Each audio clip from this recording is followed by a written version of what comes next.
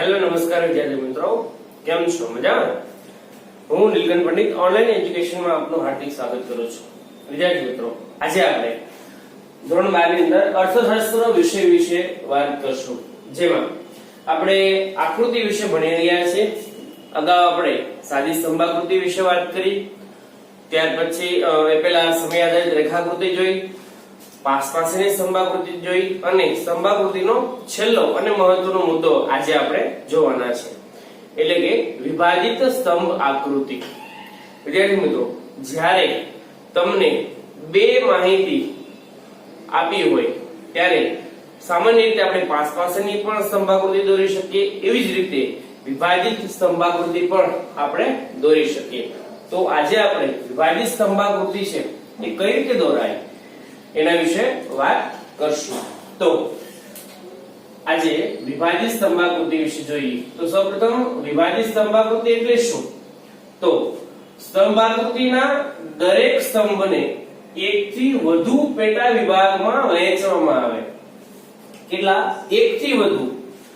તો અહીંયા આગળ આપણે જોઈએ છે તો આ આકૃતિ કઈ છે? આ તો સાદી સ્તંભાકૃતિ છે, પણ હવે આપણે એકથી વધુ પેટા વિભાગમાં વહેંચવાની છે. એટલે કે આ એક સ્તંભ છે જાન્યુઆરી ફેબ્રુઆરીનો, એ 70 નું વેચાણ બતાવે છે. તો એના બે ભાગ પાડેલા છે કે ગ્રામ્ય વેચાણ છે 30 અને શહેરી વેચાણ છે એ 40 છે. તો એનું વિભાજન કરવાનું છે, એટલે સ્તંભાકૃતિના દરેક સ્તંભને એકથી વધુ પેટા વિભાગમાં વહેંચવામાં આવે ત્યારે જે આકૃતિ બને તેને વિભાજિત સ્તંભાકૃતિ તરીકે ઓળખવામાં આવે. ખાસ યાદ રાખજો, વિભાજિત સ્તંભાકૃતિ તરીકે ઓળખાય છે. સ્તંભાકૃતિના પેટા વિભાગને અલગ અલગ રંગ કે શેડથી આકર્ષિત કરવામાં આવે છે. આજે કે આપણે વિભાગીકરણ કરશું એમાં દરેક વિભાગને અલગ રંગ કે અલગ શેડ છે એ આપવામાં આવે છે, અને દરેક વિભાગ જે આંક દર્શાવે તે લખવામાં આવે છે. એટલે હવે અહીંયા આપણે જોયું કે 30 અને 40, તો આપણે અહીંયા બતાવશું તો એનો જે આંક છે એ પણ ત્યાં સાથે દર્શાવવાનો રહેશે. તો ખૂબ મહત્વનો મુદ્દો છે વિદ્યાર્થી મિત્રો. જેમ સાદી સ્તંભાકૃતિ પૂછાય છે એમ વિભાજિત સ્તંભાકૃતિ પણ પૂછવાની શક્યતા છે. અહીંયા આગળથી આપણે અહીંયા આગળ આકૃતિ કઈ રીતે દોરાય છે એની વાત છે શીખવાની છે. માહિતી ગમે તે હોય, અહીંયા આગળ તમને ચોકલેટના બોક્સના વેચાણની વાત કરી છે. અહીંયા જે વેચાણ કર્યું છે આ વેચાણ ચોકલેટના બોક્સનું, ચોકલેટ બોક્સનું વેચાણ. તો જોઈએ આપણે કઈ રીતનું વેચાણ છે. માહિતી તમને ટેક્સ્ટ બુકમાં આડી આપી છે, આપણે અહીંયા ઊભી દર્શાવી છે. તો જોઈએ, જાન્યુઆરી ફેબ્રુઆરીમાં ગ્રામ્ય વેચાણ છે 30, શહેરી વેચાણ છે 40, કુલ વેચાણ છે 70. એ રીતે માર્ચ એપ્રિલમાં કુલ વેચાણ 115, એમાંથી 80 શહેરી અને 35 ગ્રામ્ય. મે જૂનમાં કુલ વેચાણ 110, જેમાં ગ્રામ્ય 40 અને શહેરી 70. જુલાઈ ઓગસ્ટમાં કુલ વેચાણ 50, જેમાં 20 ગ્રામ્ય અને 30 શહેરી.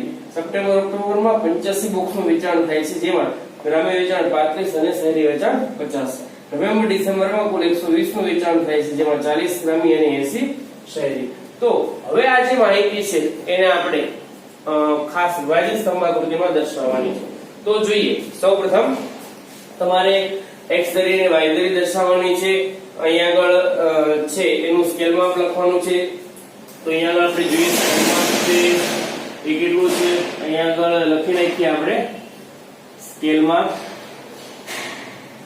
સ્કેલ માપમાં x અક્ષ ઉપર પહેલા આપણે સ્કેલ માપ લખીએ. 1 સેમી બરાબર 2 માસ, કારણ કે 2 માસનો સમયગાળો આપ્યો છે, જાન્યુઆરી ફેબ્રુઆરી માર્ચ એપ્રિલ એ રીતે. પછી y અક્ષ ની વાત કરીએ તો એમાં 1 સેમી બરાબર કેટલું માપ લીધું છે? 20 લીધું છે. શા માટે 20 લીધું છે? તો તમારે ખાસ જોવાનું, અહીંયા આગળ ઓછામાં ઓછી સંખ્યા 20 છે અને વધુમાં વધુ સંખ્યા છે 120. તો 20 નું માપ લેવું વધારે સરળ પડે, એટલા માટે અહીંયા આપણે 20 એકમ લીધું. બરાબર છે? તો સ્કેલ માપ જોયું. હવે આપણે કુલ વેચાણ જે છે એના આધારે વિભાગીકરણ કરીએ. તો જાન્યુઆરી ફેબ્રુઆરીમાં કુલ વેચાણ કેટલું છે? 70. તો હવે જાન્યુઆરી ફેબ્રુઆરીનો સ્તંભ કેટલો અહીંયા આપણે દોર્યો? 70 નો. બરાબર છે? હવે એમાં જો ગ્રામ્ય કેટલું છે 30 અને શહેરી 40, તો હવે તમારે એક જોવાનું છે કે 30 અને 40 અલગ પાડવાના છે. તો અહીંથી તમે જોશો તો અહીંથી 40 પણ લઈ શકો અને 30 પણ લઈ શકો. અહીંયા દાખલા તરીકે આપણે અહીંયા આગળ 30 લીધું, તો અહીંયા આગળ થયું 30, તો અહીંયા બાકીનું કેટલું લીધું હવે 40, કારણ કે 30 અને 40 નો સરવાળો 70 થાય. અહીંયા આગળ પણ જો ગ્રામ્ય વેચાણ છે 30, શહેરી વેચાણ છે 40 અને કુલ વેચાણ આ બંનેનો સરવાળો એટલે 70. પછી માર્ચ એપ્રિલમાં જો ગ્રામ્ય વેચાણ 35, શહેરી વેચાણ 80 ને કુલ વેચાણ 115, એટલે 80 ને 35 115. તો અહીંયા આગળ માર્ચ એપ્રિલનો જે સ્તંભ છે એ કેટલાનો હશે 115 નો. એમાં ગ્રામ્ય કેટલું છે 35, તો અહીંયાથી તમારે જોવાનું 35 ક્યાં આવશે, અહીંયા 30 છે તો અહીંથી થોડું ઉપર આવશે, તો આ થયું 35 અને આ જે થયું બાકીનું એ શહેરી વેચાણ થયું 80. બરાબર છે? ખ્યાલ આવે છે કે નહીં? શું કરવાનું છે, પહેલા તમારે જેટલા કુલ વેચાણ છે એનો સ્તંભ દોરવાનો છે, એમાંથી ગ્રામ્ય વેચાણ આપણે અહીંયા અલગ પાડ્યું એટલે આપોઆપ શહેરી વેચાણ અલગ થઈ ગયું. એવી રીતે અહીંયા આગળ પણ 115 નું વેચાણ છે કુલ, એમાં ગ્રામ્ય વેચાણ છે 35, એટલે અહીંયા આગળ 35 અલગ પાડ્યું અને બાકીનું 80 એની મેળે અલગ થઈ ગયું. પછી મે જૂનમાં કુલ વેચાણ છે 110, તો અહીંયા આગળ જો 110 મે અને જૂન, તો અહીંયા આગળ આપણે લખી નાખીએ ખાસ. અહીંયા આગળ થયું મે જૂન, પછી અહીંયા આગળ થશે જુલાઈ ઓગસ્ટ, પછી આ થશે સપ્ટેમ્બર ઓક્ટોબર અને છેલ્લે અહીંયા આગળ નવેમ્બર ડિસેમ્બર. તો મે જૂન નું કુલ વેચાણ કેટલું છે, મે જૂન નું કુલ વેચાણ 110, તો મે જૂન ની અંદર કુલ વેચાણ થયું 110. હવે એમાં ગ્રામ્ય વેચાણ કેટલું છે 40, તો અહીંયા આપણે ગ્રામ્ય વેચાણ છે અહીંયા 40 છે એટલે અહીંયા આપણે અલગ કરશું આ 40, આ 40 થયું, તો આ બાકીનું કેટલું હોય 70. બરાબર છે? પછી જુલાઈ ઓગસ્ટમાં જો કુલ વેચાણ કેટલું છે 50, તો જુલાઈ ઓગસ્ટમાં અહીંયા આગળ 50, આ કુલ વેચાણ 50 નો સ્તંભ પહેલા બનાવ્યો. પછી ગ્રામ્ય વેચાણ છે 20, તો અહીંયા આગળ 20 આ અલગ પાડ્યું આપણે ગ્રામ્ય વેચાણ અને આ બાકીનું 30 થશે એ શહેરી વેચાણ થશે.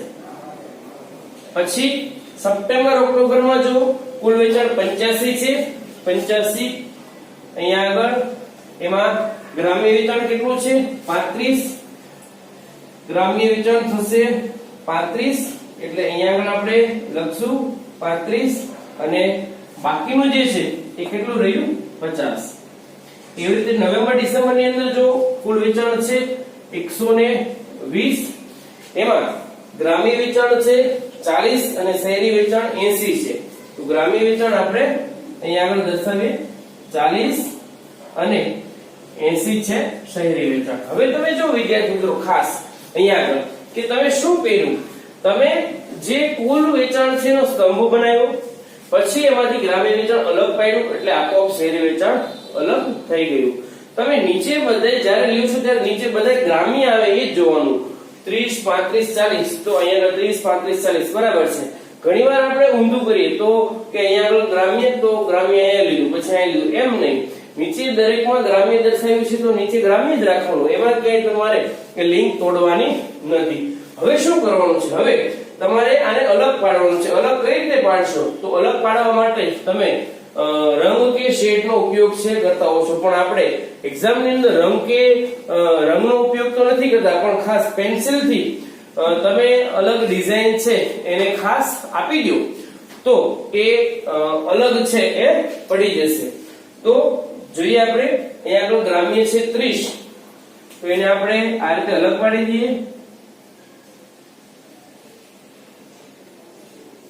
હવે જ્યાં જ્યાં તમે ગ્રામ્ય દર્શાવ્યું છે ત્યાં બધે આ જ ડિઝાઇન રાખવાની છે, અલગ અલગ નથી રાખવી. આપણે શું કરીએ છીએ, અહીંયા પછી અલગ કરીએ, અહીંયા પછી આ રીતે કરીએ, અહીંયા પછી આ રીતે કરીએ, તો આ યોગ્ય નથી. આ રીતે તમારે કરવાનું નથી.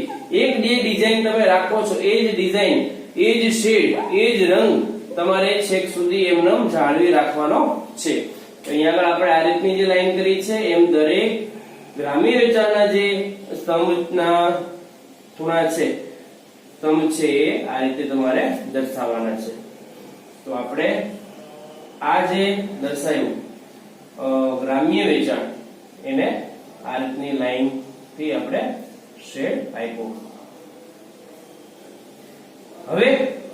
હવે આ ઉપરનો જે વિભાગ છે એ તમે જો 40 80 70 શહેરી વિભાગ, તો 40 80 70 30 50 અને 80, તો એને પણ અલગ તમે કલર થી કે અલગ રંગ થી કે શેડ થી અથવા ખાલી રાખો તોય કોઈ વાંધો નથી.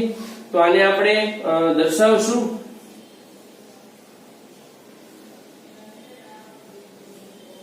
આ રીતે તમે કોઈ પણ ડિઝાઇન દર્શાવી શકો, એવું જરૂરી નથી કે આ જ રીતે તમારે દર્શાવવું. તમે અલગ રીતે તમારી રીતે પણ દર્શાવી શકો છો.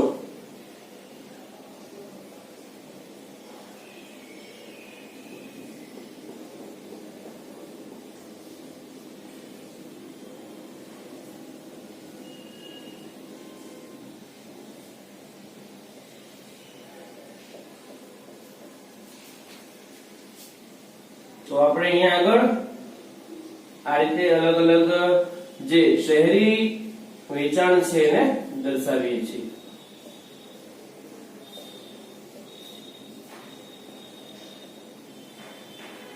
જો વિદ્યાર્થી મિત્રો, આ વિભાજિત સ્તંભાકૃતિ તૈયાર થઈ ગઈ. જો જાન્યુઆરી ફેબ્રુઆરી નો સ્તંભ, 70 ફૂલ વેચાણ, 30 ગ્રામ્ય અને 40 શહેરી. તો આ રીતે તમારે વિભાજિત સ્તંભાકૃતિ છે એ દોરવાની છે. હવે ખાસ સંજ્ઞા સૂચિ તમારે અહીંયા આગળ છે એ બતાવવાની છે. તો આપણે સંજ્ઞા સૂચિ છે લખી નાખીએ. સંજ્ઞા સૂચિ એમાં ગ્રામ્ય વેચાણ છે અને શહેરી વેચાણ છે. શહેરી વેચાણ, તો ગ્રામ્ય વેચાણ માટે તમે કઈ સંજ્ઞા છે આપી છે? તો ગ્રામ્ય વેચાણ માટે તમે આ રીતની સંજ્ઞા આપી છે, તો એ દર્શાવવાની. શહેરી વેચાણ માટે તમે આ રીતની ડિઝાઇન શેડ આપ્યો છે, તો એ તમારે અહીંયા આગળ સંજ્ઞા સૂચિ દર્શાવવાની. તો આ છે એ આપણી વિભાજિત સ્તંભ આકૃતિ. વિભાજિત સ્તંભ આકૃતિ છે તૈયાર થઈ ગઈ છે. આ રીતે તમારે વિભાજિત સ્તંભ આકૃતિ દોરવાની છે. હવે આનું વિશ્લેષણ લખવાનું છે. તો આપણે જેમ વિશ્લેષણ અગાઉ જે પ્રમાણે લખતા જઈએ છીએ એ જ રીતે લખવાનું છે. કઈ રીતે લખશું? આપેલ આકૃતિ માહિતી પરથી વિભાજિત સ્તંભાકૃતિ દોરવામાં આવી છે. બીજો મુદ્દો, x ધરી પર માસ દર્શાવવામાં આવ્યા છે, y ધરી પર વેચાણ દર્શાવવામાં આવ્યું છે. આમાંથી જોઈ જોઈને જ લખવાનું છે. પછી ત્રીજો મુદ્દો તમે બનાવશો, જાન્યુઆરી ફેબ્રુઆરીમાં કુલ વેચાણ 70 છે, ગ્રામ્ય જેમાં ગ્રામ્ય 30 અને શહેરી 40. પછી માર્ચ એપ્રિલમાં કુલ વેચાણ 115 છે, જેમાં ગ્રામ્ય 35 અને શહેરી 80. આ રીતે જે છે આપણે લખીએ છીએ એટલે તમારે મુદ્દાઓ બધા લખવાના છે. પછી મે જૂન નું, પછી જૂન જુલાઈ ઓગસ્ટ સપ્ટેમ્બર ઓક્ટોબર અને નવેમ્બર ડિસેમ્બર, એ રીતે વિશ્લેષણ લખવાનું છે. અને પછી એક સારાંશનો મુદ્દો જે લખવાનો છે હું તમને કહી દઉં છું. તો અહીંયા તમે જો કે સૌથી ઓછામાં ઓછું વેચાણ છે એ કયું છે? તો એ જુલાઈ ઓગસ્ટમાં છે, અને સૌથી વધુમાં વધુ વેચાણ છે એ નવેમ્બર ડિસેમ્બરમાં છે. તો તમે લખી શકો કે સમગ્ર વર્ષ દરમિયાન સૌથી ઓછું વેચાણ જુલાઈ ઓગસ્ટ અને સૌથી વધુ નવેમ્બર ડિસેમ્બરમાં છે. એ રીતે તમે ગ્રામ્ય વેચાણમાં પણ વિભાગ પાડી શકો કે સૌથી ઓછું વેચાણ ગ્રામ્ય ઓછું વેચાણ જુલાઈ ઓગસ્ટમાં 20 અને મે જૂનમાં અને નવેમ્બર ડિસેમ્બરમાં સૌથી વધુ 40 છે. એ રીતે શહેરીમાં પણ લખી શકો કે સૌથી ઓછું વેચાણ છે 30 જુલાઈ ઓગસ્ટમાં અને સૌથી વધુ વેચાણ છે એ માર્ચ એપ્રિલમાં અને નવેમ્બર ડિસેમ્બરમાં 80 છે. તો એ રીતે પણ તમે લખી શકો. એ ન લખો તો ચાલે, પણ આ ખાસ લખવાના કે સમગ્ર વર્ષ દરમિયાન સૌથી ઓછું વેચાણ જુલાઈ ઓગસ્ટમાં 50 થાય છે અને નવેમ્બર ડિસેમ્બરમાં 120 થાય છે. તો આમ તમારા 7 થી 8 મુદ્દા છે વિશ્લેષણના થઈ જશે. તો એ હોમવર્ક ની અંદર તમારે આ આલેખ દોરવાનો છે અને એના વિશ્લેષણ છે લખવાનું છે. તો હવે આગળ આપણે જે 3 સ્તંભાકૃતિ છે એના વિશે વાત કરી. સાદી સ્તંભાકૃતિ, પાસપાસની સ્તંભાકૃતિ અને વિભાજિત સ્તંભાકૃતિ. પછીના મુદ્દામાં આપણે પાછા મળીએ છીએ. વિદ્યાર્થી મિત્રો, હવે આપણે આ મુદ્દામાં આગળ વધતા ખાસ મહત્વનો મુદ્દો છે સ્તંભ આકૃતિ દોરતી વખતે ધ્યાનમાં રાખવાની બાબતો. સ્તંભ આકૃતિ દોરતી વખતે ધ્યાનમાં રાખવાની બાબતો. આપણે સ્તંભ આકૃતિ જોઈ, એના પ્રકારો જોયા. સાદી સ્તંભ આકૃતિ, પાસપાસની સ્તંભ આકૃતિ અને વિભાજિત સ્તંભ આકૃતિ, જે આપણે હમણાં આગળ વાત કરી. હવે સ્તંભ આકૃતિ જે છે, સાદી હોય, પાસપાસની હોય કે વિભાજિત હોય, હવે એ દોરતી વખતે ખાસ ધ્યાનમાં રાખવાની બાબતો છે. તો ધ્યાનમાં રાખવાની કઈ કઈ બાબતો કે જેથી કરીને તમને પરીક્ષામાં 5 માંથી 5 માર્ક મળી જાય? ખાસ એમાં દોરતી વખતે તમારે કઈ કઈ બાબતો ધ્યાનમાં રાખવાની છે કે તમારો અડધો માર્ક પણ ન કપાય? તો ખાસ જોઈએ આપણે સ્તંભ આકૃતિ દોરતી વખતે કઈ કઈ બાબતો છે એ તમારે ધ્યાનમાં લેવાની છે. નંબર 1, દરેક સ્તંભની પહોળાઈ સરખી હોય છે, કારણ કે તે મૂલ્ય દર્શાવતી નથી. પહોળાઈ, તો આ શું છે? પહોળાઈ છે. આ સ્તંભ જે છે એની પહોળાઈ દરેકમાં કેવી હોવી જોઈએ? સરખી હોવી જોઈએ. એટલે કે ઘણીવાર આપણે આમ કરતા હોઈએ છીએ, આ સ્તંભ આટલો દોર્યો, પછી બીજો સ્તંભ છે ને એ થોડો આમ જાડો પાડો દોર્યો, મારી જેવો, બરાબર ને? આ સ્તંભ નાનો, આ સ્તંભ મોટો, તો મોટું પતલું થઈ ગયું. આવું નથી કરવાનું. દરેક સ્તંભ જે છે એની પહોળાઈ છે કેવી હોવી જોઈએ? સરખી. જો આ પહોળાઈ એટલી છે, આની એટલી છે, આની એટલી, બધાની સરખી છે, આવું હોય તો એ સારું લાગે નહીં. શું કામ? કારણ કે આમ ગમે એટલો તમે સ્તંભ જાડો પાડો બનાવો તો એ કઈ એનું માપ દર્શાવશે નહીં. કારણ કે સ્તંભની ઊંચાઈ છે, જે લંબાઈ છે એ એનું માપ દર્શાવે છે, પહોળાઈ છે એનું માપ દર્શાવતી નથી. એટલે ખાસ યાદ રાખવાનું, પહોળાઈ સરખી હોય છે કારણ કે તે મૂલ્ય દર્શાવતી નથી. નંબર 2, દરેક સ્તંભની લંબાઈ કે ઊંચાઈ ચલના મૂલ્યને અનુરૂપ હોવી જોઈએ. એટલે કે અહીંયા આગળ આપણે જો દરેક સ્તંભ એક સરખા બનાવ્યા છે નહીં. એક છે જાન્યુઆરી ફેબ્રુઆરીનો સ્તંભ છે 70 સેમીનો 70 એકમનો છે, કારણ કે એમાં 70 નું વેચાણ છે. માર્ચ એપ્રિલમાં 115, દરેકમાં અલગ અલગ છે. અલગ અલગ એટલે કે ચલનું જેટલું મૂલ્ય છે એને અનુરૂપ છે તમારે સ્તંભ દર્શાવવાનો છે. ત્યાર પછી નંબર 3, દરેક સ્તંભ વચ્ચેનો ગાળો સરખો હોવો જોઈએ. એટલે શું? સ્તંભ વચ્ચેનો ગાળો એટલે બે સ્તંભ જે છે તમે દોર્યા એ બંને વચ્ચેનો ગાળો સમાન હોવો જોઈએ. એ ગાળો છે એ ઘણીવાર આપણે આવું કરતા હોઈએ છીએ. જો x ધરી y ધરી અહીંયા આપણે દર્શાવ્યું, એક સ્તંભ તમે અહીંયા દોર્યો, બીજો સ્તંભ અહીંયા દોર્યો, ત્રીજો સ્તંભ પાછો અહીંયા દોર્યો. આમ ન હોવું જોઈએ. દરેક સ્તંભ વચ્ચે ગાળો કેવો હોવો જોઈએ? સમાન હોવો જોઈએ. અને એ પણ ઉગમ બિંદુ અને પ્રથમ સ્તંભ વચ્ચે પણ જળવાઈ ગયું. ઉગમ બિંદુ અહીંયા આગળ અને પ્રથમ સ્તંભ વચ્ચે આટલું અંતર છે તો આટલું જ અહીંયા હોવું જોઈએ, આટલું જ અહીંયા, આટલું જ અહીંયા, એટલું એમ દરેક સ્તંભ વચ્ચે નો જે ગાળો છે એ ખાસ તમારે જોવાનો છે. આવો થવો જોઈએ નહીં. એટલે સ્તંભ વચ્ચેનો ગાળો સમાન હોવો જોઈએ. ઘણા તો શું કરે છે ખબર છે? ઘણા આ રીતે કરે છે. અહીંયા આગળ સ્તંભ છે ને તો એ આને અડાડી દે, આને અડાડી દે, પછી પાછો એક અહીંયા દોરે. હવે આવી તો કોઈ આકૃતિ જ નથી અસ્તિત્વમાં. આમ એમ કહી શકાય કે આ નવા અર્થશાસ્ત્રીઓ ક્યાંથી ઉદ્ભવ થવા માંડ્યા? હા, અને તમારામાંથી ઘણા બધા વિદ્યાર્થીઓ છે આવું કરે છે. તો ખાસ આવું થવું જોઈએ નહીં, એ ધ્યાન રાખવાનું છે. ત્યારબાદ નંબર 4, દરેક સ્તંભ x ધરી પર દોરાય છે અને જેના પર જે પરિબળ દર્શાવી એને શું કહેવાય છે? આધાર કહેવાય છે. આનો આધાર શું? આ વેચાણ છે તો કયા મહિનાનું છે? તો જાન્યુઆરી ફેબ્રુઆરી. આ વેચાણ છે કયા મહિનાનું? તો સપ્ટેમ્બર ઓક્ટોબરનું. એટલા માટે x ધરી પર દર્શાવાતા જે મૂલ્ય છે એને શું કહેવાય છે? આધાર કહેવામાં આવે છે. અને એમ કહીએ તો કે ભાઈ આજનો જે આધુનિક સમય છે એમાં આડા સ્તંભ છે એ પણ દોરાય છે. ઉભા સ્તંભ આપણે દોર્યો ને એની બદલે આડા સ્તંભ y ધરી પર પણ દોરવાની રીત પ્રચલિત છે. કોમ્પ્યુટરની અંદર તમે જો તમે કોઈ માહિતી લખશો ને, તમે કોઈ ચાર્ટ સિલેક્ટ કરશો એટલે ઘણા બધા ઓપ્શન આવશે. એમાં આડા સ્તંભ પણ વ્યવહારમાં હવે ઉપયોગમાં થવા લાગ્યા છે. કઈ રીતે આડા સ્તંભ? એટલે આ રીતે સ્તંભ હોય.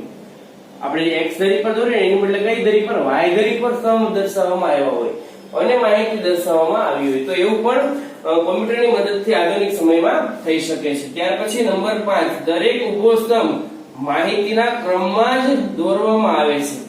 આપણે આગળ જોયું ને કે પહેલા જાન્યુઆરી ફેબ્રુઆરી લીધું, પછી માર્ચ એપ્રિલ લીધું. એના કરતા એમ લીધું હોય તો કે પહેલા સૌથી ઓછું વેચાણ જુલાઈ ઓગસ્ટમાં છે, પહેલો સ્તંભ આ, પછી તો કે ભાઈ આ બીજો, પછી તો 85, પછી 110, પછી 115 અને છેલ્લે 120 એમ કર્યું હોય તો નહીં.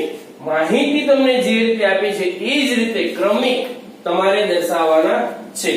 પ્રથમ માહિતી માટેનો સ્તંભ પહેલો હોવો જોઈએ, એટલે કે ઉદ્ગમ બિંદુથી પહેલો દોરવામાં આવે છે. બીજી માહિતી માટે બીજું, એમ ક્રમમાં તમારે સ્તંભ છે દોરવાના છે. તો ખાસ વિદ્યાર્થી મિત્રો, સ્તંભાકૃતિ દોરતી વખતે ધ્યાનમાં રાખવાની આ 5 બાબતો અલગથી પૂછાઈ શકે તો આપણે ધ્યાનમાં લેવાની છે. તો આજે આપણે સ્તંભાકૃતિ કઈ રીતે દોરવાની છે એ દોરી, એના વિશેષણ વિશે વાત કરી, એના અર્થ વિશે વાત કરી અને સ્તંભાકૃતિ વિભાજિત સ્તંભાકૃતિ વિશે આપણે માહિતી લીધી. અને સ્તંભાકૃતિ જે છે પછી સાદી હોય, પાસપાસી હોય કે વિભાજિત હોય, આ તમામ સ્તંભાકૃતિઓ દોરતી વખતે કઈ કઈ બાબતો ધ્યાનમાં રાખવાની છે એના 5 મુદ્દા વિશે વાત કરી. હવે નેક્સ્ટ વિડિયોની અંદર આપણે ત્યાર પછી જે વૃત્તાંશ આકૃતિનો મુદ્દો છે એના વિશે ચર્ચા કરશું. તો હવે વૃત્તાંશ આકૃતિ આપણે જ્યારે દોરવાની છે ત્યારે ખાસ એનું જે રાઉન્ડ માસ્ટર આવે છે એ તમારે લેવાનું છે. રાઉન્ડ માસ્ટર ની મદદથી તમે સારી રીતે દોરી શકો વૃત્તાંશ આકૃતિ.